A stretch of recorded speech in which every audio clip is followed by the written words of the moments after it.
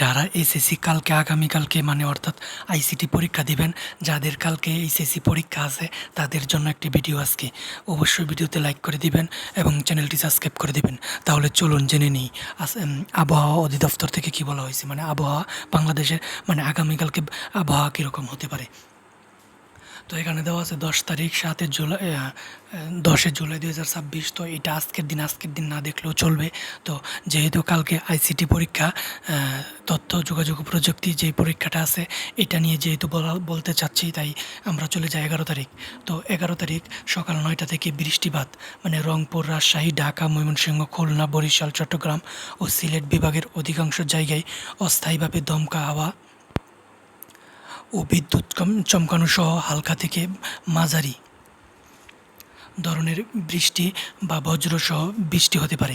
সেই সাথে সারা দেশে কোথাও কোথাও মাঝারি ধরনের ভারী থেকে অতি ভারী বর্ষণ হতে পারে। তাপমাত্রা হচ্ছে সারা দেশে দিন এবং রাতের তাপমাত্রা প্রায় অপরিবর্তিত থাকতে পারে। তো অর্থাৎ মোটামুটি বলা যাচ্ছে যে আগামীকালকে বৃষ্টি হতে পারে। এবং যে চট্টগ্রাম যে অঞ্চলগুলো আছে এগুলোতে কিন্তু পানি দিয়ে স্কুল, কলেজ এবং যারা বাসা বাড়িতে থাকে এবং বাড়িতেও অনেকের বাড়িতে পানি চলে আসছে। তো মোটামুটি বলা যায় অনেকেই অনেক অস্বস্তিকর এবং খারাপ পজিশনে আছে এবং আমরা সকলে দোয়া করি তাদের জন্য। আজকে জুমাবার এবং যে কালকে যেহেতু আইসিটি পরীক্ষা, মানে আমাদের যে শিক্ষা বোর্ড আছে শিক্ষা বোর্ড থেকে কখন কি আপডেট দেয় এটা বলা যায় না। দেখবেন আপডেট দেওয়ার কথা আগে এটা দেয় না, দেয় রাতের 12টার সময়, অর্থাৎ 6 থেকে 8 ঘন্টা পর যেহেতু পরীক্ষা হলে যাইতে হবে। তো ওই সময় দেখবেন এই আপনাকে মানে এই শিক্ষা বোর্ড থেকে এই নোটিশ দিছে বা আপডেট দিছে যে পরীক্ষা স্থগিত করা হয়েছে। তো অবশ্যই মানে বসে থাকবেন না। যদি মনে করেন যে হ্যাঁ পরীক্ষা স্থগিত হবে এই আশায় যদি প্রস্তুতি না নেন তাহলে আপনার লস, আপনার ব্যক্তিগত লস। আর যদি আপনি পড়ালেখা বা যে স্বাভাবিক যেই আপনার রুটিন এটা যদি আপনি মেনটেন করেন, দেখা গেছে পরীক্ষা যদি স্থগিত হয়েও যায় তাহলেও আপনার কোনো সমস্যা হচ্ছে না। আবার যদি স্থগিত না হয় তাহলেও আপনার কোনো সমস্যা হচ্ছে না। তো অতএব সকলের জায়গা থেকে প্রস্তুতি নিতে থাকেন